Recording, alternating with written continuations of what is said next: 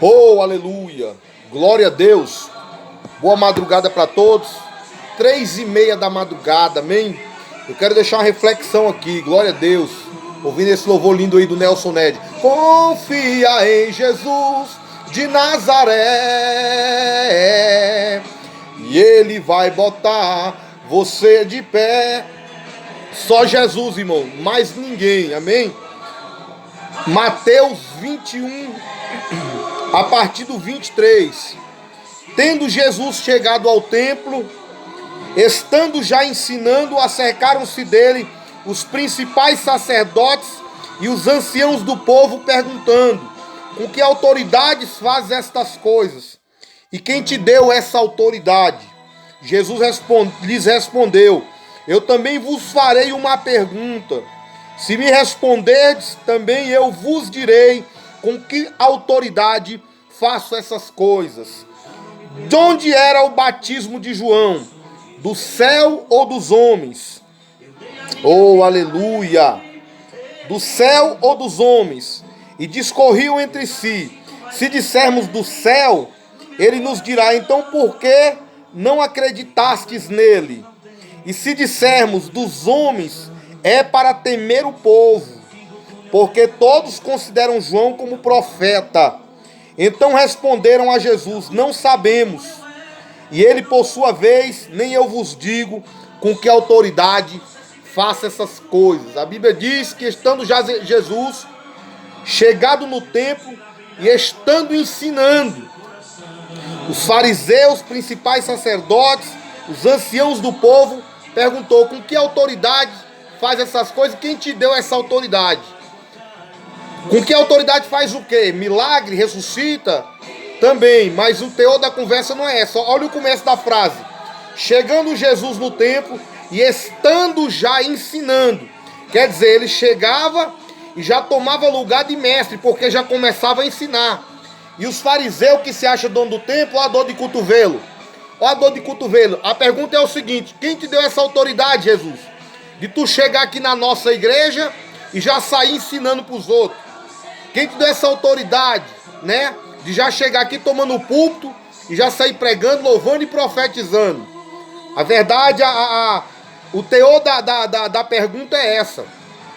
Mas Jesus vai fazer uma pergunta para eles. Diz assim, ó: de onde era o batismo de João? Do céu ou dos homens? Certo? E discorriam entre si. Se dissermos do céu, ele dirá: por que não acreditaste neles? Né? E se dissermos dos homens, é para temer o povo, porque todos consideram João como profeta. Tá bom. A pergunta é o seguinte, né? Nesta madrugada, de onde é o batismo de João? Do céu ou dos homens? Logicamente que o batismo de João Batista era dos céus, irmão. Então tem coisa que é do céu que não é do homem. Tá bom, irmão? Agora o que acontece? Existe coisas aqui que são do homem, mas não são do céu. Eu vou fazer uma pergunta para você nesta madrugada. De onde vem o coronavírus? Vem do céu ou vem dos homens? Oh, glória a Deus, aleluia. Muitos aqui não queriam dar resposta, né?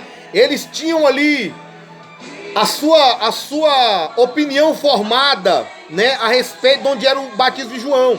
Só que eles tinham medo, tá? Por quê? Porque se ele dissesse do céu, né? Se é de Deus, por que vocês não acreditam então e não seguem fielmente? E fica dando uma de crente sem ser, certo? Se o coronavírus veio de Deus, por que você não se converte? Fica atrás de álcool gel e de máscara, né? Se o coronavírus veio da parte de Deus, certo? Por que você não teme ao Senhor e cumpre a sua palavra, né? Ao invés de acreditar em homens corruptos. Porque os apóstolos lá em Atos, quando estavam diante das autoridades, falaram: mais nos importa obedecer a Deus do que obedecer aos homens, certo? Então assim, mas se dissermos que foi dos homens, tá? Aí eles têm medo, né? Tem medo de sofrer retaliações, né? Então se é de Deus, não quer obedecer a Deus. E se é dos homens, não querem confessar, falar a verdade, vive no rolo, na falcatrua, na mentira, não revela nada, bota a máscarazinha na cara, sai, faz propaganda, senta na cadeira, assiste culto e diz: estou obedecendo à lei do homem. Mas quem te diz que toda a lei do homem glorifica a Deus?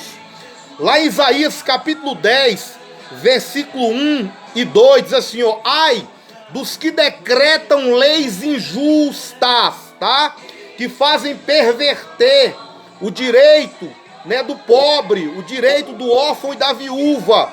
Então existem leis injustas, tá? Entendeu? Para quê? Para oprimir pobres, pessoas. O verdadeiro crente, ele não vai seguir lei, certo? De homens, quando essas leis levam ele para o caminho da mentira. A Bíblia vai falar sobre o sistema da besta, lá no Apocalipse. Quem é cristão já sabe que vai vir um sistema que vai te fazer obedecer. Se você não obedecer, é cadeia. Se você não obedecer, é guilhotina. Se você não obedecer o sistema da besta, é cadeira elétrica. E eu te digo a verdade, qual é o crente que está preparado para puxar uma cadeia? Qual é o crente que está preparado para ir para uma cadeira elétrica, para levar uma injeção letal por amor a Cristo? Quem? Quem? Fica aqui a pergunta, né? Por quê? Porque na verdade, meus queridos e meus amados irmãos, o verdadeiro cristão, ele não vai se render, irmão.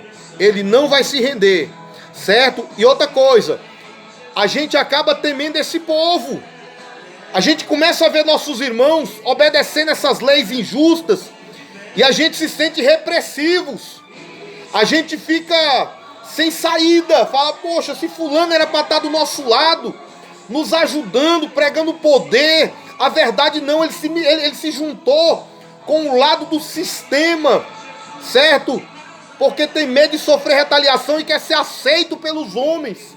E não está a favor da palavra do Senhor, mas ele finge que está a favor da palavra do Senhor. A Bíblia diz, lá em Timóteo, se eu não me engano, que os homens serão tão maldosos, que eles terão aparência de piedosos, tá?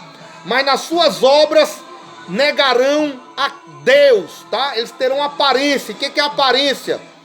Deixa eu ficar aqui pianinho aqui com esse lado aqui, né? Pra se sobressair e ninguém, né, me perseguir, né? Para quando eu for pregar numa igreja, as pessoas saberem que eu sou obediente. Quantos pastores eu não vi? Eu saí de tal igreja, saí de tal igreja, mas eu saí na bênção, tá? Recebi a bênção do meu pastor, tá? E quem disse que o teu pastor tem uma bênção maior do que essa aqui, ó? O teu pastor não tem mais autoridade que a palavra de Deus, não, filho. Certo? Sabe por que você quis sair na bênção? Porque você quis sair de boa, com todo mundo, para as agendas se manterem abertas. Mas no fundo, você torce a palavra do Senhor. Você tem medo de ser perseguido, a verdade é essa, certo? Então assim, eu venho aqui dar uma injeção, porque eu não tenho nada a perder, irmão. Eu só tenho Deus na minha vida, eu não tenho nada. E se eu perder a única coisa que eu já tenho na minha vida, o que vai sobrar para mim? O que vai ficar para mim? Meu irmão, entenda, vão tentar te comprar com carro, vão tentar te comprar com cargos, tá? Jesus falou: na cadeira de Moisés estão assentados escribas e fariseus, fazei tudo quanto eles vos disser.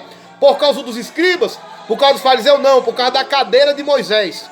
Existem situações que a cadeira não vale nada, mas existem situações que a cadeira vale. E quem não vale é o povo que está sentado nela, certo? As cadeiras valem sim. Quem não vale são esses corruptos que estão sentados nelas, se misturando com as corrupções dessa terra, tendo aparência de piedosos, mas nas suas obras negando ao Senhor. Amém? Então eu te pergunto, o coronavírus veio de Deus ou é invenção dos homens? Ou veio dos homens? Certo? Às vezes você já tem a sua opinião formada, só que você tem medo, certo? Você tem medo de dizer que é invenção do homem, e aí você sabe que na sua consciência você não pode aceitar isso, e você vai ter que bater de frente, porque você ou é a favor ou é contra. Não tem esse negócio, eu não sou nem a favor e nem sou contra, não existe isso. Se você não é contra, você é a favor.